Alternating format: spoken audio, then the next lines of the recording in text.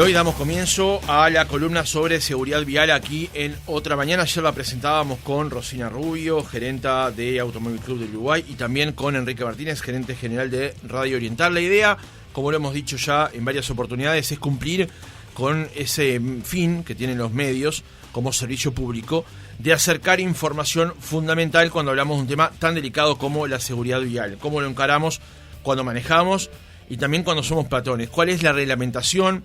¿Cuáles son los derechos? ¿Las obligaciones que tenemos?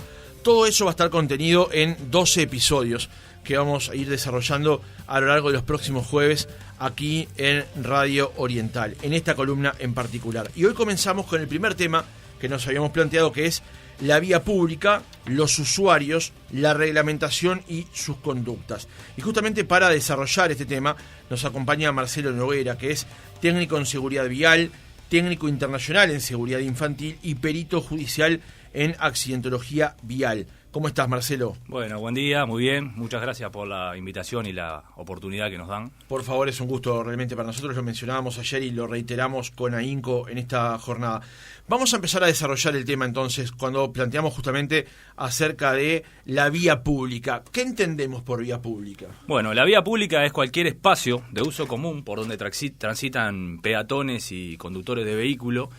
La vía pública, lo que tenemos que entender, que se rige por normas internacionales, nacionales y locales, por lo cual es para garantizar diferentes derechos que tenemos entre todos, ¿verdad? La vía pública la comprende en diferentes espacios, por ejemplo, lo que son parques, lo que es la calzada. Cuando hablamos de calzada muchas veces trae error, bueno, la calzada es lo que es la calle donde circulan los vehículos, lo que son las aceras, canteros centrales, ciclovía, bicisenda, estacionamiento. Todo eso es lo que comprende la vía pública y es un espacio de participación común. Claro, es un espacio de ciudadanía, así que se comprende justamente por esos espacios, y a veces, por básico que parezca, es bueno determinar cuál es el nombre de cada cosa, porque a veces pensamos que calzada es la vereda y nos complejizamos allí. Pero vayamos justamente profundizando sobre cada aspecto. ¿Cómo está compuesta la calzada? Bueno, la calzada está compuesta básicamente por lo que son las sendas y lo que son carriles. Tenemos que entender a qué nos referimos cuando son sendas. Bueno, la senda es el espacio que circulan los vehículos. Cuando nos referimos de senda, nos indica el sentido de circulación. Nosotros hablamos de senda y podemos decir que una calle es de doble vía o doble mano, y en realidad podríamos decir que es de doble senda. Están separadas muchas veces esas sendas por canteros centrales, líneas amarillas delimitadoras, o a veces ni siquiera hay una línea que la tenemos que imaginar. Un ejemplo claro, Avenida Italia. Tenemos una avenida de doble senda, una nos lleva al este, otra los trae al oeste, y está delimitada por un cantero central. 18 de julio lo mismo, doble senda, pero separada por doble línea amarilla. Y una calle barrial, por ejemplo, la mayoría que son de doble sentido de circulación, muchas veces no tenemos ningún delimitador. Bueno, ahí es cuando el conductor tiene que ser prudente y conocer hasta qué límite puede invadir, o sea, la línea imaginaria. Y cuando nos referimos a carriles, bueno, el carril es lo que se encuentra dentro de la senda. El carril está ubicado dentro de la senda y va siempre en el mismo circulación de esa senda. Puede ser una senda de doble carril, de 3 carriles. El ejemplo de Avenida Italia, tenemos 2 carriles de circulación y un solo bus. Puede ser un carril, 2 carriles, pero todos para el mismo lado de circulación. Bien, continuando con este tema, ¿qué diferencia hay entre lo que es la ciclovía y la bicisenda? Bien, evidentemente la ciclovía y bicisenda son espacios puntualmente para que circulen las bicicletas. Por ejemplo, la ciclovía es el espacio que es compartido con el tránsito. La ciclovía está ubicada dentro de la calzada. Entonces es más riesgoso para el ciclista en el momento de desplazarse en ella porque comparte tránsito, comparte juntamente con el tránsito, es compartida. La ciclovía lo que genera también es que por lo general tiene que estar acorde al desplazamiento, ¿verdad? Si el tránsito va en un sentido, esa ciclovía tiene que ir sobre el margen derecho en el mismo sentido. Si tenemos otra senda, del otro lado, lo mismo. Lo que es la bicisenda es la que se encuentra sobre la acera, sobre lo que es la vereda, o muchas veces en canteros centrales. Volvemos al ejemplo de Avenida Italia. Cuando tenemos un cantero central amplio, lo que es la bicisenda también es amplia y es de doble sentido de circulación. Sin embargo, cuando está sobre las aceras, por lo general, en esta acera va hacia un lado y en la acera del frente iría hacia el otro. Sí, con respecto en particular a las bicisendas, sí. Allí se genera a veces un problema con las personas que vienen en bicicleta y muchas veces habilitaciones que tienen los vehículos para quedar de alguna manera sobre lo que es ese tramo de bicisenda, calle bicisenda, o sea, esa bajadita que tiene la bicisenda para que después... Y allí muchas veces pasa o ha pasado de que en realidad no queda muy claro si el vehículo no puede parar allí en lo que vendría a ser esta imaginación que tiene que hacer esta prolongación de la bicisenda, y muchas veces el auto queda como atravesado, y eso hace muchas veces que la bicicleta tenga que de alguna manera esquivar. ¿Cómo es allí la reglamentación? ¿Qué debería hacer el vehículo? ¿Debería quedarse por detrás para no interferir en la bicisenda, o el que viene en bicicleta tiene que de alguna manera ingeniárselas para... Digo, pues esto ha traído problemas se han circulado fotos de gente en bicicleta que se molesta, porque claro, el auto queda sobre la bicisenda. ¿Y cómo es allí la reglamentación? Bien, es clarito, nos ha pasado muchas veces esas consultas, inclusive como academia de conducción, al momento de transmitir al alumno, ¿no? Nosotros lo que hablamos más allá de la parte normativa, siempre hablamos de lo que es el tema del sentido común y tenerles esos principios para la conducción, lo que es la cortesía y la cooperación. Un vehículo, evidentemente, teniendo un espacio para poder detenerse con seguridad, nunca tiene que invadir la bicisenda. Es como invadir el cruce peatonal. Es la misma situación cuando yo invado el cruce peatonal y obligo al peatón a que tenga que evadir lo que es la parte frontal de mi vehículo porque quedé de manera ubicada de manera mal. ¿Qué pasa? Cuando yo voy a cruzar de repente una vía de tránsito y que tengo un cantero central separador donde sé que mi espacio va a ser escueto, va a ser muy reducido, no tengo más remedio que esperar previo al cruce, anticipar justamente la parte del tránsito, yo tengo que anticipar y ver si por ese sector ya veo que viene una bicicleta, evidentemente si yo me voy a atravesar le voy a cortar el paso. Entonces tratar de esperar mi oportunidad para cruzar, que evidentemente nunca pasa porque yo tengo la oportunidad de cruce y lo hago. Bueno, no debería ser así, yo debería esperar previo para poder hacer la maniobra con seguridad y permitir a ese ciclista que continúe su marcha, y si lo tuviese que hacer, tratar de quedar fuera. En el caso que un conductor lo hiciera, que no correspondería que lo haga, que quede interponiéndose en la trayectoria, bueno, también está la parte del sentido común del ciclista, ¿verdad? No, si yo sé que esa persona ya se puso allí, sea desconocimiento o sea por cualquier situación, bueno, la cooperación, la cortesía de la que hablamos nosotros en el tránsito es dejar que se corra esa persona y continuar la marcha, pero no debería interponerse en la trayectoria. Hablamos recién entonces de calzada, acera, bicisenda, ciclovía. ¿Quiénes son los usuarios de la vía pública que comprenden todo este tipo de cosas? Bien, los usuarios de la vía pública somos todos nosotros quienes circulamos diariamente por la vía pública, los peatones y los conductores de vehículos que transitan a diario por la misma, ¿verdad? Estamos hablando de choferes, ciclistas, motociclistas y peatones. Totalmente, digo, peatones, conductores con vehículos a tracción de sangre, recuerdan cuando andaban con carros, personas acá. Bueno, todo el que está utilizando la vía pública somos los usuarios de ella. Ayer profundizábamos sobre un aspecto que tenía que ver con las motos, y esta pregunta viene muy a cuento sobre esto. ¿Qué significa ser usuarios vulnerables dentro del sistema o dentro de la vía pública? Bien, el usuario vulnerable por su condición de transitar el día a día son los que estamos más propensos a sufrir las acciones más severas o las consecuencias más graves en un siniestro de tránsito. Evidentemente, cuando nos referimos a usuario vulnerable por esa condición, y estamos hablando de lo que es el motociclista, el ciclista, el peatón, haciendo hincapié, y muy importante dentro de los usuarios vulnerables, hay que tener en cuenta mucho lo que es el niño, lo que es la persona mayor de edad, lo que es una persona discapacitada, una persona ebria, que nosotros veamos que hay un usuario de manera ebria. Todas esas personas, aparte de ser vulnerables, tienen una condición superior. Tenemos que entender que el niño, el campo visual del niño es reducido en relación al adulto. Entonces, muchas veces el niño me está mirando, pero no me está viendo. Esas cosas tenemos que tener en cuenta en el momento de la conducción. Dando un paso atrás, entonces, Marcelo, con respecto a esto, también es importante tener conciencia cuando somos peatones y cuando somos choferes, porque, por ejemplo, en algunos tramos de lo que antes eran rutas y hoy por la expansión de la mancha urbana se han transformado en avenidas donde no hay acera para caminar. Y hay que tener cuidados especiales en esos tramos. Estoy pensando, por ejemplo, al oeste de la ciudad de Montevideo. Totalmente. En los casos puntuales, nosotros cuando hablamos lo que es la circulación vial y lo que es principios generales en el tránsito, hablamos muchas veces de lo que es la conciencia vial. Nosotros sabemos que hay reglamentaciones y leyes que se tienen que respetar, se tienen que conocer y se tienen que aplicar. Pero siempre nosotros apuntamos a lo que es la conciencia vial. ¿Y qué vamos con eso?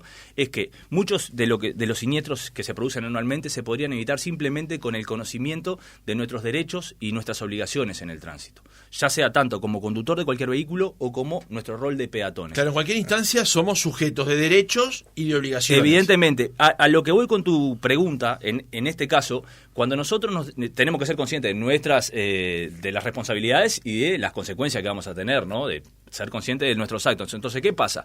Cuando nosotros estamos en una vía compartida, ya sea tránsito, peatón, tanto el conductor como el peatón tienen que tomar conciencia de esa situación. Yo, por ejemplo, en una zona que voy y es permitida mi velocidad X, si yo veo que hay una situación compartida con el tránsito y el peatón, van peatones caminando, van bicicletas, yo tengo que adecuar esa condición al manejo, porque hay algo que a mí me está llamando la atención. Entonces, ahí es cuando empezamos a hablar también de lo que son los factores y los factores de riesgo que inciden, ¿verdad? ¿Y cuáles son ellos? Los factores de riesgo, bueno, cualquier factor que incide notablemente o notoriamente en la producción de un siniestro de tránsito. Los factores de riesgo que se consideran son el factor humano, el factor vehicular, y el factor del entorno, le agregaríamos factor entorno, vía de tránsito, o factor climático o ambiental.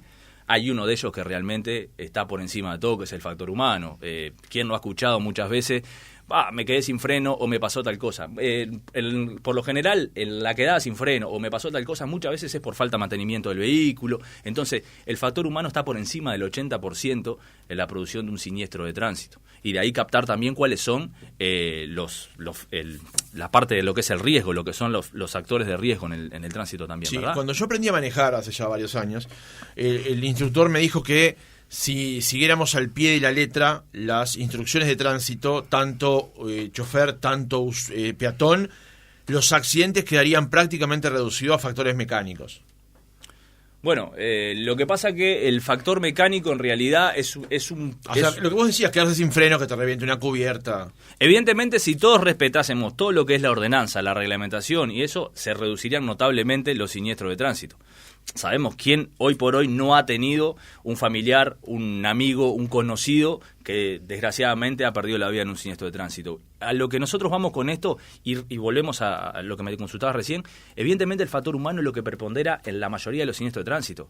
Si nosotros respetásemos todo lo que es la normativa, que está para respetar y para entender, pero también aplicamos lo que son los principios básicos de la conducción, y a eso nos referimos lo que es la tolerancia, la cooperación, la cortesía en el tránsito, evidentemente sí, reduciríamos la siniestralidad notablemente y tendríamos que aplicar ahí sí.